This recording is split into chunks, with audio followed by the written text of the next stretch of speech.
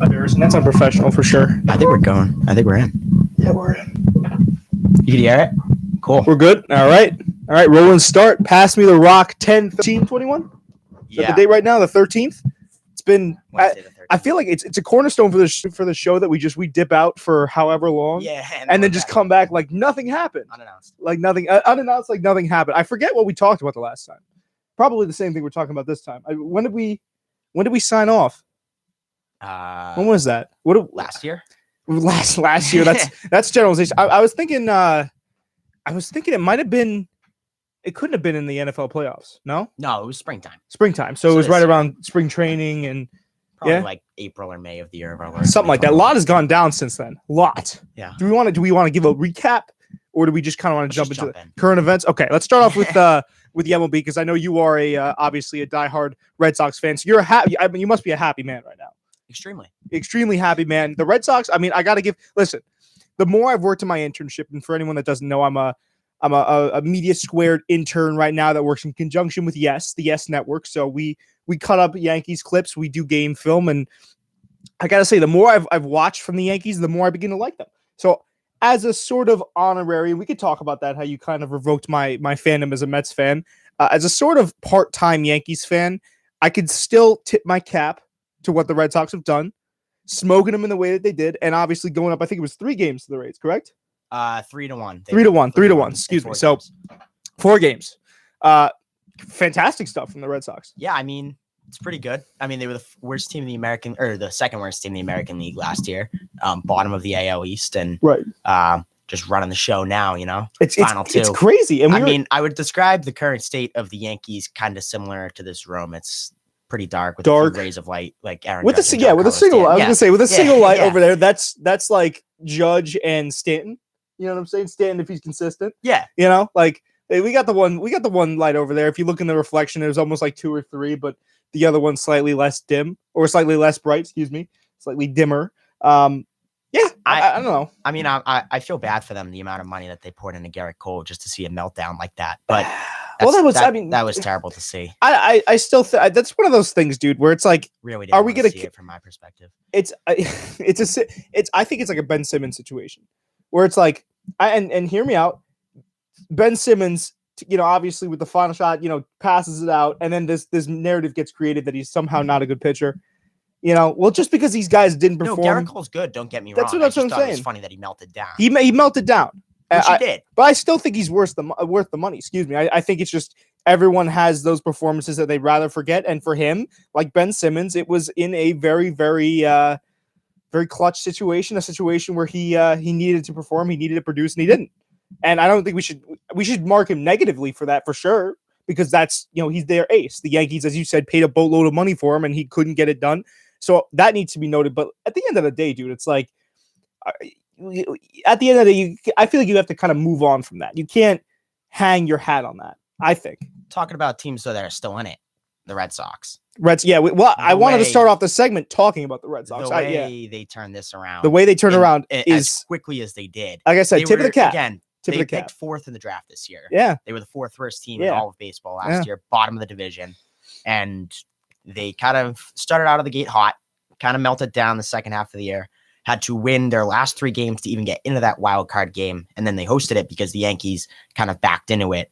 And yeah, I mean, I don't really think people had them going as far as they have. But I mean, I know it's kind of weird to say that the Red Sox, with all the money they spend, are kind of underdogs. And because, I mean, they never really are, but they were definition underdogs. Oh, yeah. In definitely the Rays series. And I think a lot of people had them losing to the Yankees too, just because of the way the Yankees owned them the second half of the year. Well, that's true. But also, dude, you take a look at what was it? Their last slate. We were talking about that when it came down also to the Yankees. The Yankees had the Red Sox had a much easier end of the season than the Yankees did. And they almost blew it. So to turn it around the way they have, they had to listen again. I'm going to say it a million times. Tip of the cap, fair play. And in order to host that wild card game, they had to sweep their last series and hope the Yankees dropped one at home to the Rays, who were playing for nothing. And that exact thing happened. If that wild card game's at Fenway, Stanton probably has 3 home runs. Yeah, because like those first 2 balls he hit off the Green Monster are home runs at Yankee Stadium. Yeah. So it's just kind of, but again, the Yankees, they did this to themselves because they lost 2 of the last 3 games of the season. They went through stretches where other than the 13-game winning streak,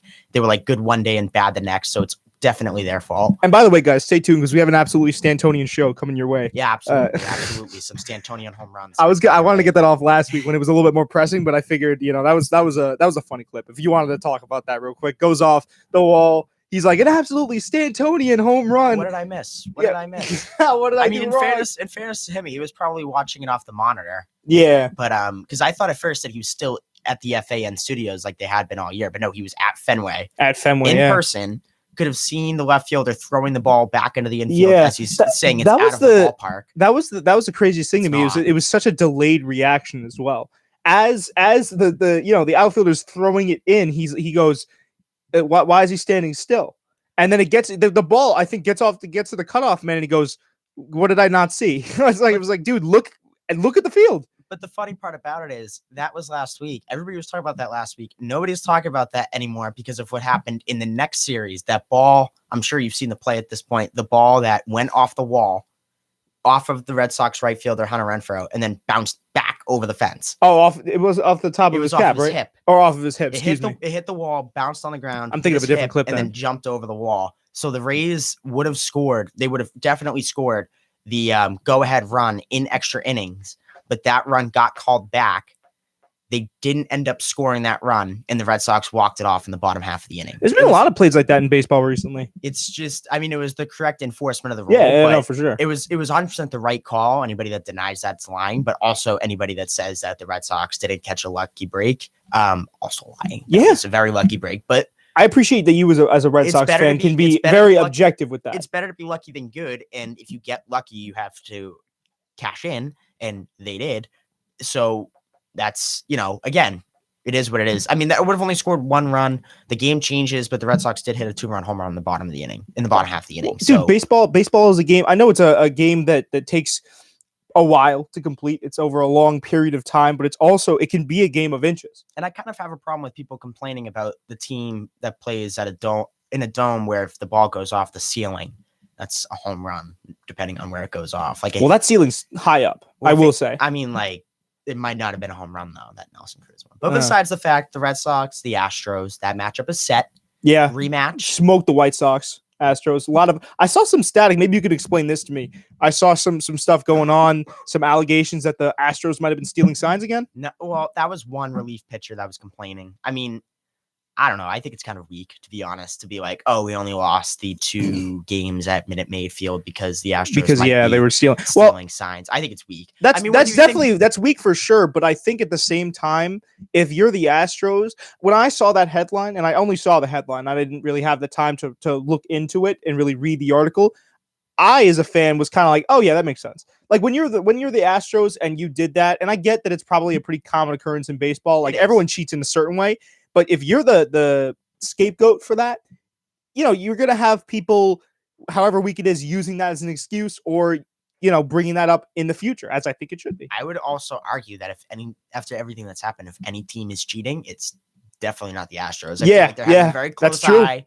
That's true. Upon them. Every single move they make is being watched and, I guess, analyzed to make sure that nothing is wrong. The bottom line is a lot of the people that were there for that 2017 scheme aren't there anymore. Yeah. And yeah, sure. A couple of the scapegoats like Bregman and Correa and Altuve are still there. Although Correa, how long he'll be there, I don't know. He's a free agent after this year, but a lot of the guys aren't there anymore. It's a pretty much new team compared to the one they had in 2017 with a completely new coaching staff in front. I don't know. I saw that and I was like, okay, that's kind of funny, but it also kind of comes off as weak, especially if you're a reliever too. Like, I don't know. Yeah, well, listen, some people, we'll get into it with the Fury, the Fury and the Wilder fight. Some people just really can't accept defeat.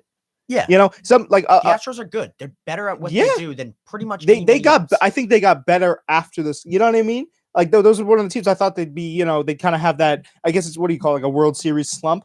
Yeah, year hangover. After? No hangover. They haven't. They haven't. This is their 5th straight trip to the ALCS, and if they win, they're going to make their 3rd World Series in 5 years. The success. really the only team that can match it is the Dodgers. Like it's really been them two and everybody else in terms of the long-term success that they've had over the last 5-6 years. And the Astros build is definitely a little bit more organic than that of the Dodgers. You know, the Dodgers kind of Well, I mean, the Dodgers are more of a machine in that, like, over the last decade they've done this. The Astros were intentionally bad for a long time. That's what I'm saying. So it happened, and now they're just loaded. And now they also have the opportunity, because a lot of their guys are young or taking team-friendly contracts. They can fill the holes they have, which is similar to what the Dodgers are doing. I mean, the Dodgers are as much of a machine in terms of like every single year they just pump out new all-stars. That doesn't make any sense. Yeah, but I think with the Astros it was much more of a come up type of situation. Yeah, you know, like big body bands. I remember I used to be Dusty. You know what I'm saying? They were really bad until they, you know, and they're capitalizing now, and they just know how to get it done, because those guys have now been there for 5 years in a row. Like 100%. They know. I mean, they're as serious a contender as any team still in it, including the Giants and Dodgers, which one of them will be eliminated after tomorrow night. But it's interesting when you get that much experience in the postseason and even making it to the final dance. It's like it's an effect. It's a hand-on-hand effect. So the more experience you get, obviously, the deadlier you become. That's why, you know, you see a lot of dynasties the way they are. It's interesting, because I was thinking about that the other day. It's quite a thing to watch. So talk about the other budding dynasties, the Dodgers and the Giants. Well, the Dodgers, really. The Giants are similar to what you were saying, like kind of just came out of nowhere this year. Both of them, they finished with the best 2 records in the MLB, but the Dodgers finished second, so they had to play the wild card game. They finished 106-56, which was 6 games better than the next best team, but only 1 game behind. They win that 1-game playoff. Now they have to go and face the best team, and one of them won't make. And this is the Giants versus the Dodgers? Yeah, I mean, I don't see LA on LA crime. Take issue with that, which makes sense, because, you know, the Giants had the best record in the league and get rewarded by facing arguably the best team in the league other than themselves. It's kind of the baseball you want to see. It's right, but it's also kind of the only sport that still does that. I mean, the NFL has wild cards too, and you get a similar situation, but like the 2 seed still faces the worst wild card team getting in. It might not be the worst playoff team, but it's the worst wild card team getting in. In baseball, like, you have this thing where it's like potentially the 2 best teams in Major League Baseball could be facing off with each other in the first round. I'm not saying it's a bad thing, because eventually you're going to have to go through the best of the best, but it's kind of a little weird, isn't it? Yeah, definitely. I mean, I think it's weird for sure, but, you know, I'm a baseball fan, and I think over the course of my internship this year, it's cemented my fandom, let's just say, of the sport. I'm going to be tuning in, because I want to see the 2 best teams of baseball go head to head. It's kind of like, because you know what it is? I'm a fighting guy. I'm a fighting fan. So I always, it's literally Tyson Fury versus Deontay Wilder 3. And I hope it's as good as that fight was. We'll get into that in a minute. I think it'll be. Yeah. The whole series has been, with the exception of last night, very competitive with every game. Yeah. I know it's been a fun playoffs to watch, for sure. This is the first MLB playoffs where I've really been invested in what goes on. So yeah, I mean, for sure it's a little bit weird, but sometimes the best things are kind of, and I mean that in all life, not even sports. You know, sometimes it makes for the best different content, especially when you have something as promising as just like a matchup of that multitude. Whoever wins that game will be facing the Braves. They're in their pretty cool story. They lost their ace pitcher, Mike Soroka, early in the year to torn Achilles. They lost Ronald Acuna Jr., who was going to win MVP halfway through the year. Halfway through the year, they were below 500. They were back in the division. They kind of clawed their way back in with some deadline moves, and now, you know, they roared their way into the playoffs, won their first round matchup, and now they're in. I mean, you get a couple of those stories every year in the MLB, I feel like. You know what I mean? Yeah. Teams that have really crawled back. And I'm trying to recall the memory from past years, like, because I know we talked about it on the show, but 2019 Nationals were there. You go, right there. The worst team in baseball. Yeah. Because I remember we talked about Juan Soto on the show. Yeah. See if he'd ever come out. That was hilarious. But yeah, no, dude, you get one of those stories, or maybe a couple of those stories every single MLB season, and those are the teams in any sport that you want to tune into, you want to watch, because it's an underdog story. Everyone loves a dog. Absolutely. I mean, I think that the Braves lose to whoever is going to be matching up. Well, yeah, dude. I mean, you look at the talent pool right now. You look at the pool of teams left. It's going to be tough. Yeah, I mean, it's no doubt about it. The roster that the Dodgers have is utter insanity. The roster that the Giants have is utter insanity. Yeah. I mean, I guess good luck to everybody that stands in their path, but yeah. So that's your fun MLB playoffs. We'll be watching. We implore you guys to watch as well.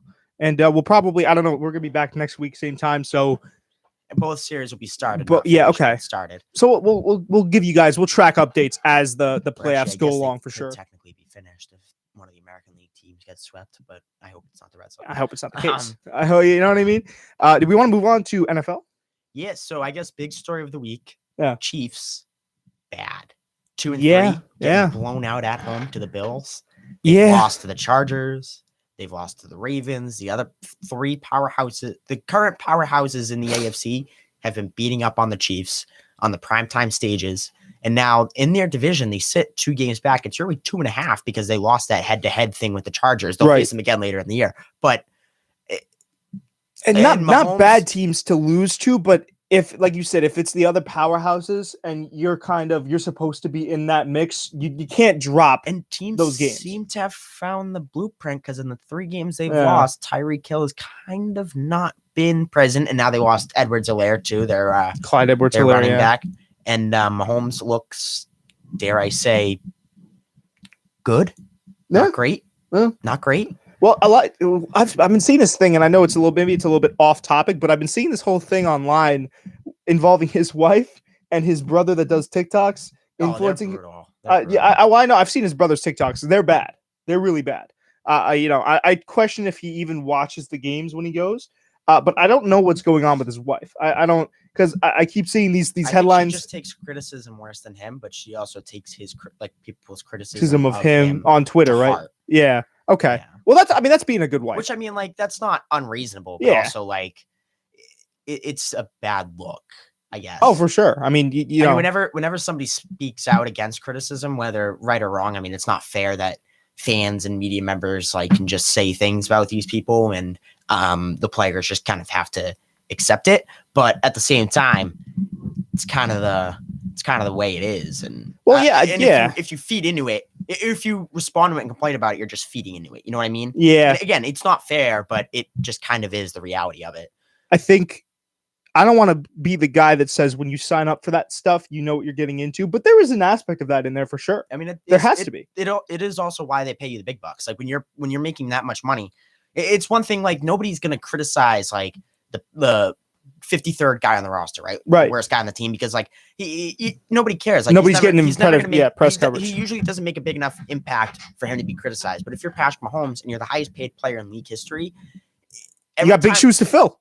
Every time your team loses, whether you played well or not, you're going to hear it. It is what it is. That's why, it comes with the territory, I guess. So if you don't want to be criticized, then, I mean, I guess with every action has its consequence, right? Yeah. Like, again, I'm not saying it's a bad thing to be good at football, but when you establish high expectations for yourself, right. You have to keep consistently delivering. Right. When you don't meet those expectations, people are going to ask questions. I also think on the other side of the coin of what I was saying, and I totally agree with you.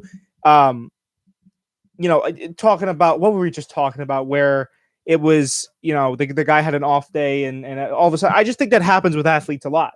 I think it's take for instance, but like, listen, great example, Ben Simmons.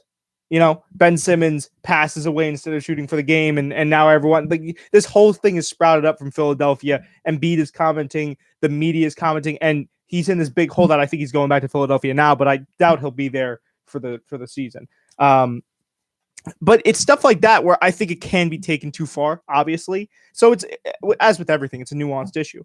You get both sides of it. And moving forward, I think the Chiefs will be fine. I mean, they do have to address the fact that other than Kelsey and Hill, they have literally nothing else. I mean, I think that teams are content with saying, okay, we're going to take either Hill or Kelsey out of the game. We're going to let the other one beat us, but the other one can't carry that load because after Kelsey and Hill, if you take one of them out, you only have one other option to go to. Yeah. And, nobody's going to catch 30 passes a game. It's just not realistic. It's just not happening. You know what I mean? Yep. And 100%. When teams are just plus their defense is brutal. Even when their offense is putting up points. I mean, not the points that we're used to seeing from them, but they are putting up points. The defense can't stop anything. Yeah. Well, I think it just comes down to them needing a new game plan. You kind of got to restructure too. When the Patriots traded Gilmore, I thought the Chiefs would be the first ones that would be to pick him up. We will take him. Yeah. Yeah. Well, I think whether Belichick wanted to do that or not is, important there. Yeah. Important there because I think he was never trading him to Kansas City. But you know what I'm saying? Yeah. No, I think Andy Reid just needs to get creative. As you said, they're kind of understaffed in terms of guys that can toss the ball to. You have Patrick Mahomes. He's been good, not great, but he can always right the ship and get back on course. So he's the best in the league for a reason. Yeah, no. If you're Andy Reid, you just gotta get creative, scheme something up, and find a way to trick defenses. Find a way to get something where the defenses, teams struggle to scheme around you. But you have a lot. You might have an attrition of offensive weapons, but you still, out of those offensive weapons, you still have Tyreek Hill, you still have Travis Kelce, and you still have Pat Mahomes. So you figure out something to do with those guys. Enough? Is that enough? That's gonna be the question the whole year. I think if you get creative, we'll have to see. But I think if you can get creative, because now they're 2-3. If you look at their last 6 games, so Super Bowl included, they haven't looked like themselves. They lost the Super Bowl 31-9. They got killed. Yeah, they got smoked. 1, they barely squeezed that one out. Week 2, they gave it away. Week 3, they gave it away. Week 4, they beat a bad Eagles team. Then week 5, they got smoked at home by a team that they beat last season. And by a team that is in the Bills, allegedly a powerhouse. The three main contenders other than the AFC, other than the Chiefs so far this season in the AFC have been the Bills, the Ravens, and the Chargers. And they've all beaten them, and 2 of them have beaten them at home in Kansas City. The Chargers went in there and won.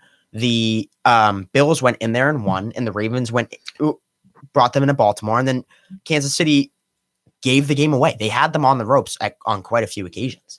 But again, if you're going to lose, listen, I'm just playing devil's advocate here, Jerry, because I know we like to keep the show fun. If you're going to lose to any 3 teams, the Chargers, Ravens, and Bills are not. But that's important now because when you get to playoff time, right? What happens when you face really good competition? Or worse I record, get that. I understand that. But even if the Chiefs finish with the same record as either the Chargers, Bill, they've lost to those teams now. So they're probably, if they face the Ravens in a playoff game, at this point in time, they're probably going to Baltimore. And if they face the Bills in a playoff game, at this point in time, they're probably going to Buffalo. Yeah, Buffalo. And home field advantage in the NFL is big. It's huge. A lot, especially in the playoffs. Yeah. Well, I want to see. I'll be keeping track of how the Chiefs are doing over the course of the season. Again, I want to see. I'm sure they'll be fine. I mean, there's a lot of people that were undefeated season, and obviously that's not going to happen. You get the hype beast in every sport. At this point, realistically, best case scenario, they're probably going to be 12-5. I mean, I can't see them at this point going 10-1 the rest of the year. I mean, it's certainly possible, but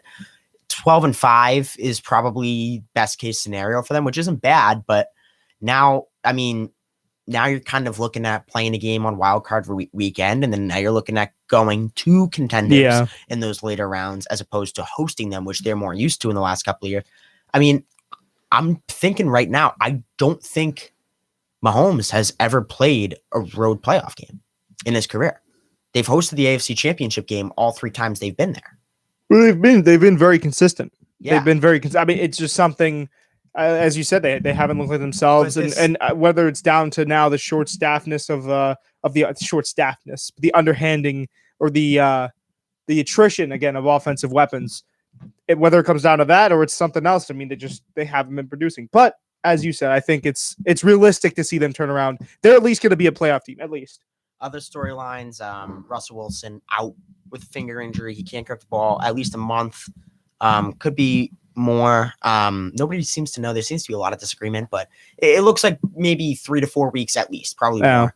The Cardinals are 5-0. The Rams are 4-1. The Seahawks are 2-3. The Niners are 2-3 with their own quarterback issues. Seahawks done. Season over. Geno Smith at the helm for the next 2 years. Geno Smith, the legend. I mean, I don't know their schedule off the top of the head. I'll look at right now, but I saw a statistic the other day because I was watching, I think it was Seahawks at Rams, and he threw a touchdown pass, and that had been the first touchdown pass he had thrown since 2016, December of 2016 or something insane like that. Are the Seahawks over? I don't know.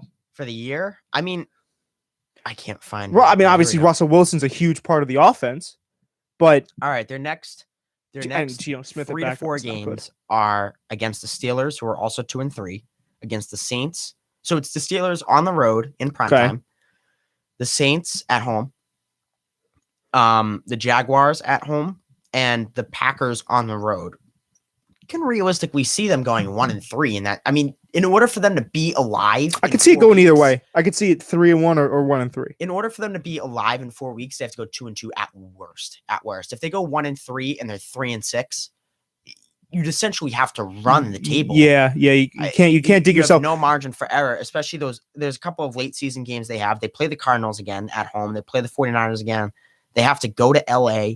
They have to go to Arizona. I mean, there's not much margin for error. You can't really dig yourself into a hole if you're the Seahawks, right? They already kind of have.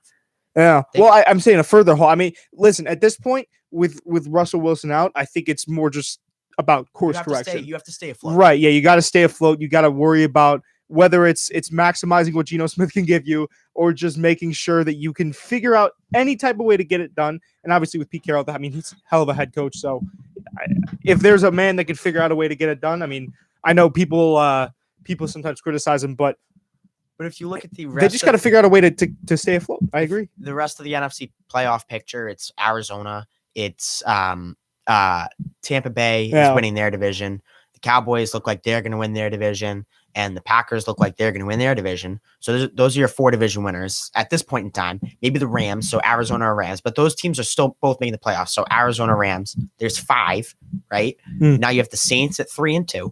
Yeah. Now you have the Seahawks at 2-3. You have the 49ers at 2-3. I think the Bears are 2-3. Carolina is in the mix if they get McCaffrey back pretty soon. There's a lot. There's a lot there. I mean, technically, Washington's 2-3 too. They squeaked their way in last year. If their defense figures it out, they're pretty good. They could be really good. I mean, it's competitive. Yeah. Well, it's fun football to watch, but as for the Seahawks, I mean, it's really about man. It's kind of like diving with sharks almost, and making sure that you have enough.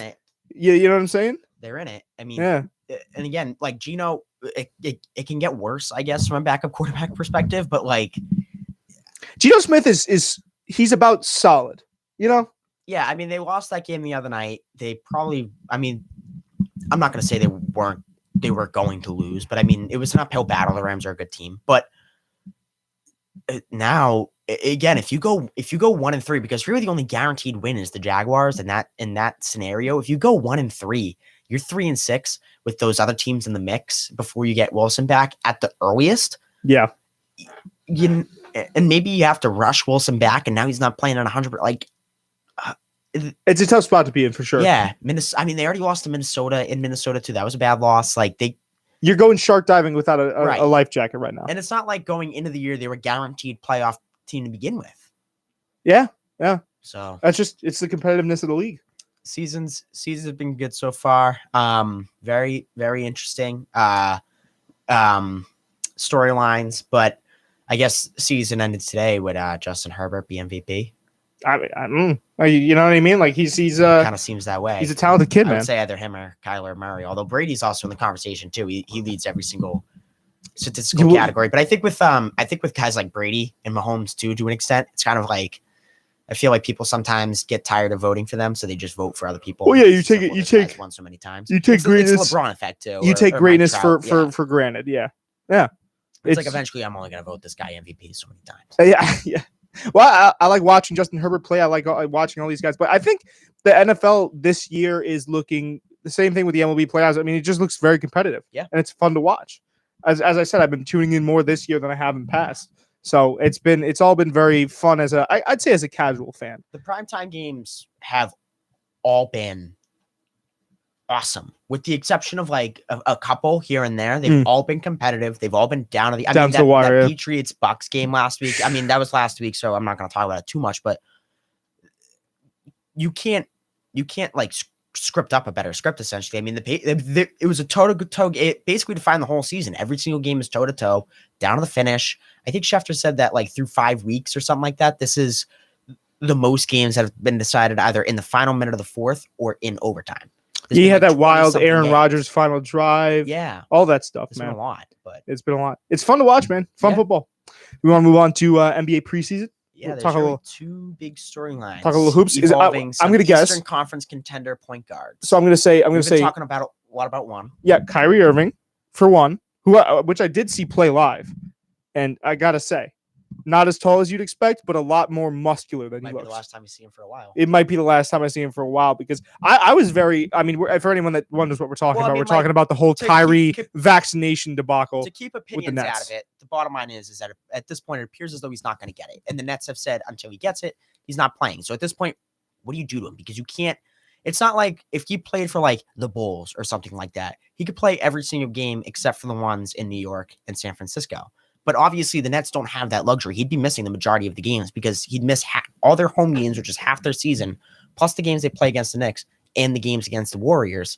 But at the same time, are you comfortable with just letting Kyrie? I mean, he was going to be a part-time employee before, but now are you comfortable with just saying we have Kyrie Irving on the roster and we're just going to let him sit? I was surprised they didn't do something earlier. I was surprised because it almost seemed like a little bit of a change of face for me. When I got the notification, breaking news, this just in, Kyrie Irving is now secluded from playing any games. Yeah. I was personally surprised, because at that point they were like, "All right, well, we're just kind of bargaining. Let him do what it is." It was play half the season, and that is what it is. It was a standoff, and it was a holdout of sorts for sure. But I really didn't expect them not to, because they go out, they get a guy like him, man. And I get that last year, I think personally the Nets will still be okay if they don't play him, because last year it was kind of the big two and they still managed to make it, to the playoffs. But I think come playoffs time, that's going to be another question that's going to be open is, I think it comes down to, if you have a guy like Kyrie, why wouldn't you use him?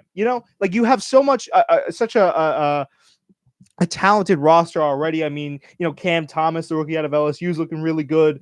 You have guys plus some depth. I mean, Claxton. You have all these guys, but you also have Kyrie Irving, one of the best point guards in the NBA right now. But you're handcuffed. You're handcuffed at the same time because he doesn't want to get vaccinated. He won't get it, and which is his choice. The Nets have said that, but he won't be playing in New York games. The Nets have said until he gets it, he won't be playing at all.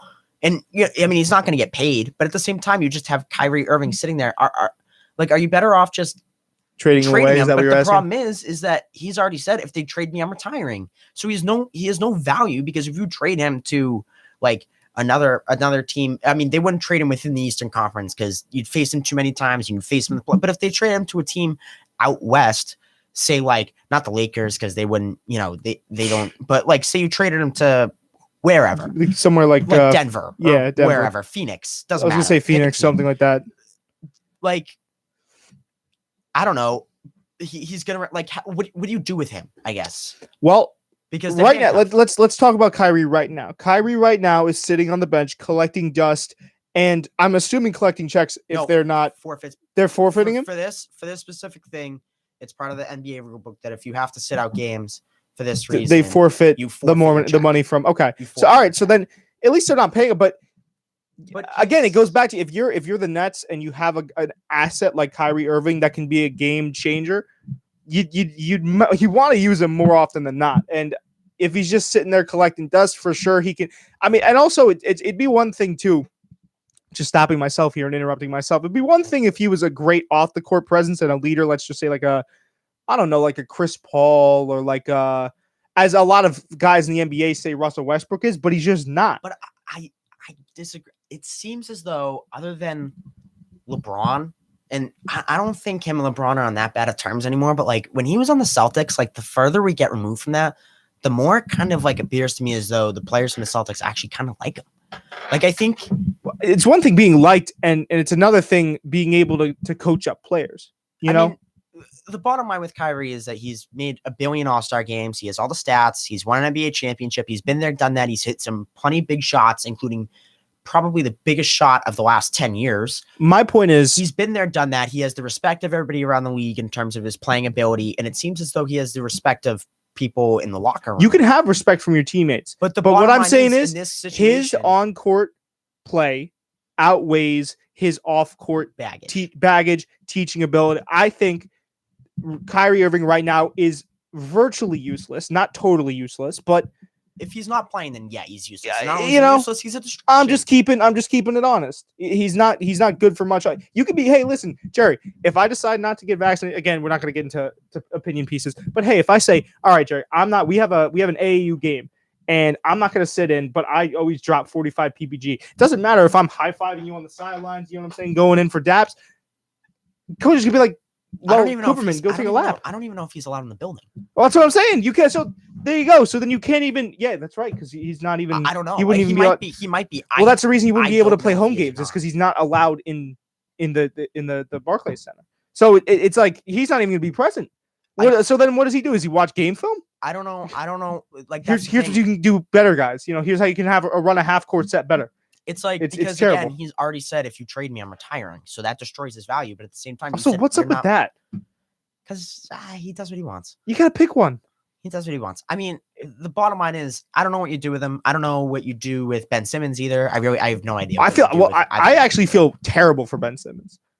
I actually feel super duper bad. I think a lot of this is kind of on Ben Simmons, actually. How so?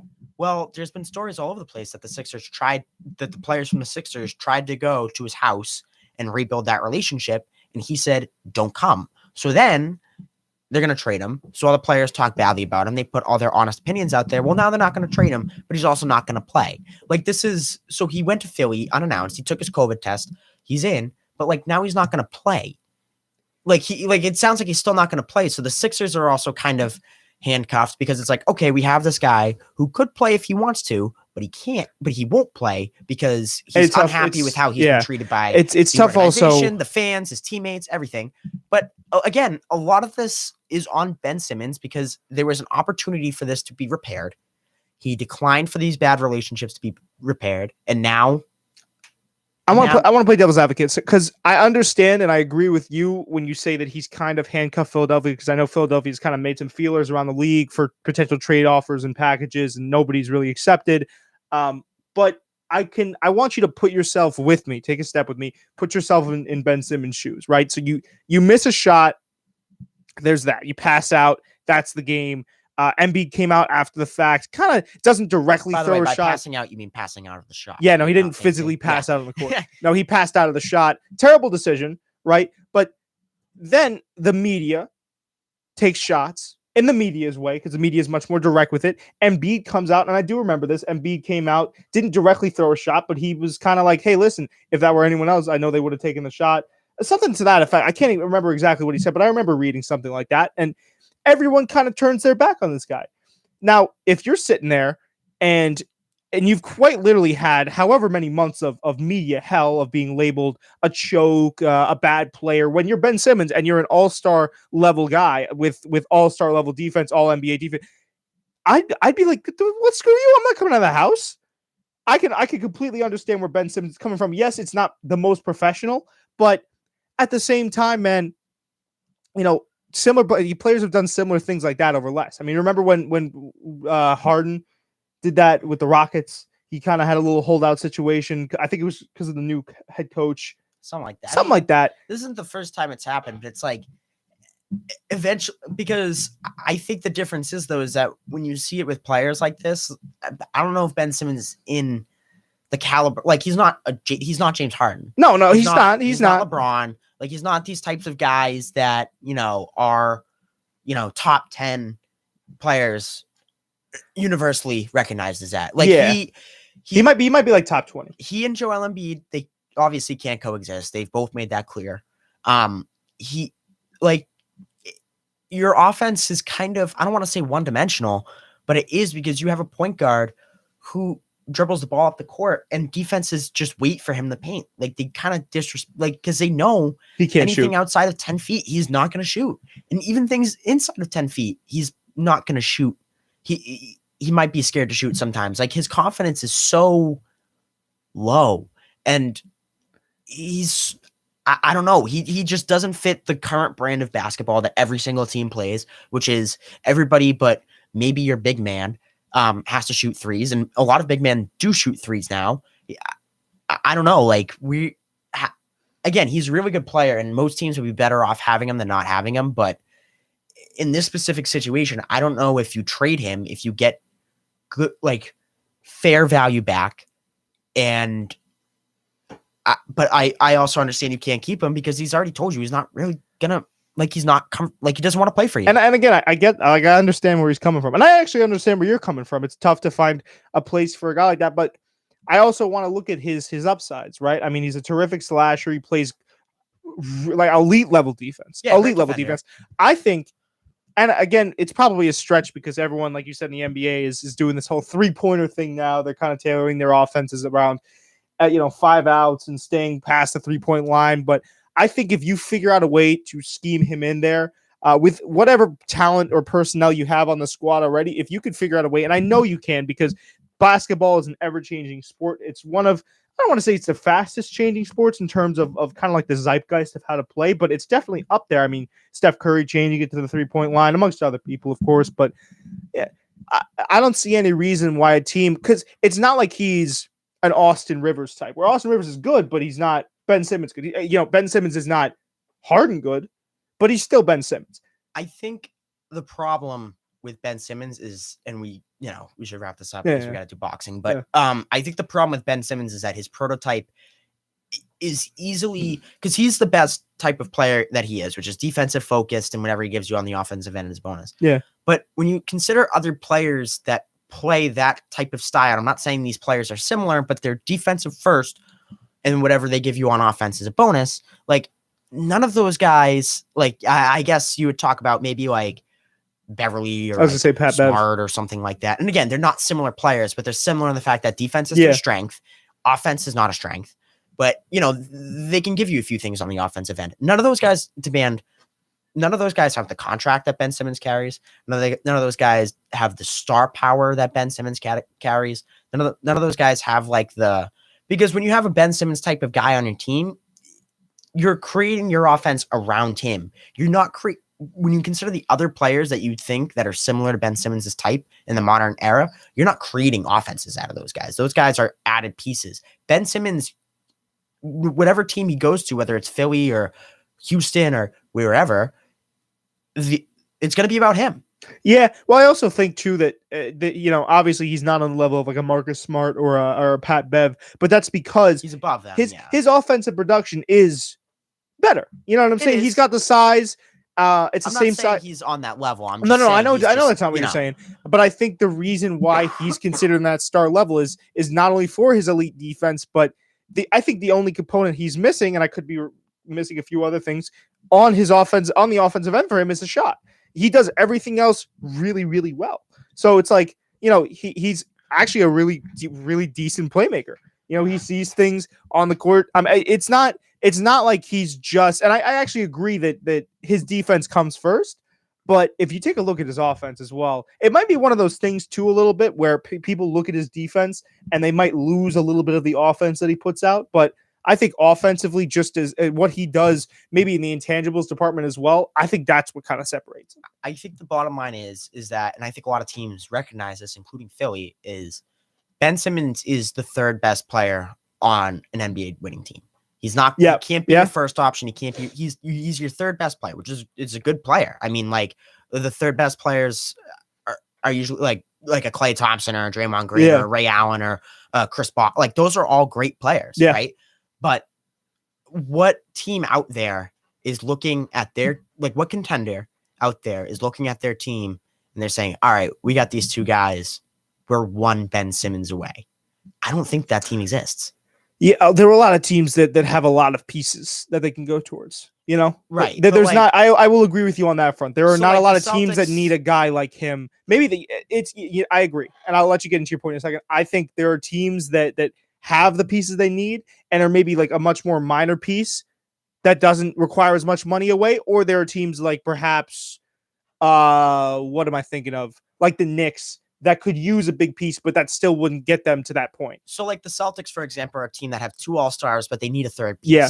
And they look, and they don't have a package. Like they can't afford a Ben Simmons package at this point in time anyways. But say they could. If they look at their team and they say, all right, if we add Ben Simmons to this, are we one of the top 2 or 3 teams in the Eastern Conference with actual, not like, fantasy land, but actual title considerations? The answer is no. If you look at the Knicks, the answer is no. If you look at the Hawks or any other team that's kind of on the outside looking in on both sides, That's the problem. Any team that could use him, he would not be enough. So you're trading for to the a money. bad team, but what bad team would give up actual assets to go get a Ben Simmons? You're stuck. And that's kind of the trouble with today's NBA is those teams like the Knicks, like the Celtics, they have enough talent to be, let's just say, in decent. The playoffs, first or second round. But if you add Ben Simmons, you're not. You have to give away what makes you so good, right? You're not going to get past Brooklyn anyway. Yeah, and that there's so many things to include. But I think in and what we're right on the mark there, 45. Yeah, so let's wrap it up. I think it's just, listen, take it easy on Ben Simmons. Take it easy on guys like Paul George, because Paul George, after all the pandemic P comments and all those people telling him to kill himself, he's back. I don't know about Danny Green. He kind of, but Danny Green's not that category. No, he's not. He's a nice fifth starter bench. Yeah, but yeah, dude, just I think that the public and the media doesn't understand sometimes that the NBA guys are some of the most connected to the media athletes ever. And so when you're talking trash, they're going to see it, and that is going to go hand in hand. I think that's a little bit of what happened to Ben Simmons. All right. Last topic, quick hitter. Heavyweight boxing. Tyson Fury defeats Deontay Wilder for the second time in 3 fights. Did you watch? Well, I'd say technically 3, because I know the first fight was a draw, but he won that first fight. But yes, on the scoreboards, if we're going to talk logistics. So everybody's heard, but what happened? It happened Saturday night, whatever. I guess what's next? Because it was originally Anthony Joshua. Now it's not really anymore. Derailed that train. Yeah. Because he already lost. So he's because it seems like the best they could offer him was Wilder and Joshua. He's already taken out Wilder. Now it seems like the Anthony where do you go from here? So this is the problem with boxing, Jerry. As a boxing fan, I can fully admit that the politics of the sport, it's not the same thing as MMA.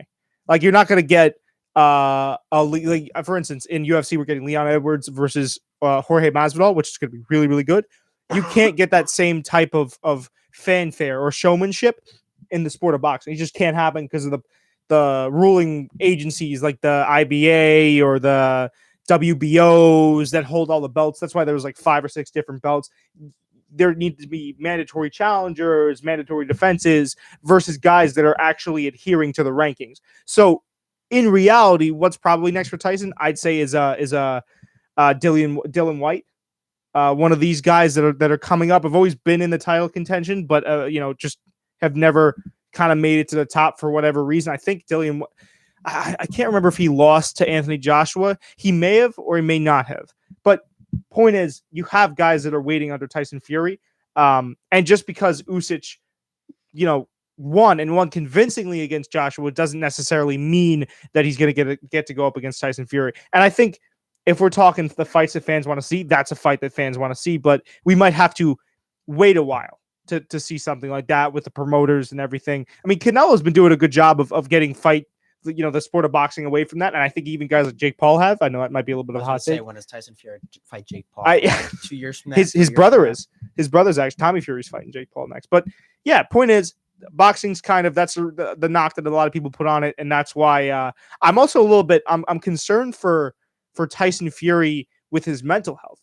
Because I don't know if you know, after he won against Vladimir Klitschko and got the belt the first time around, he actually, after that, fell into this deep depression, right? So this is the first time technically ever that Tyson Fury has defended his belt. He did it in spectacular fashion. I don't know if you watched the fight.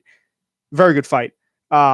He does it in spectacular fashion, comes back from getting hurt and wins the fight convincingly, just picked Wilder apart. I mean, Wilder didn't even have a chance in there.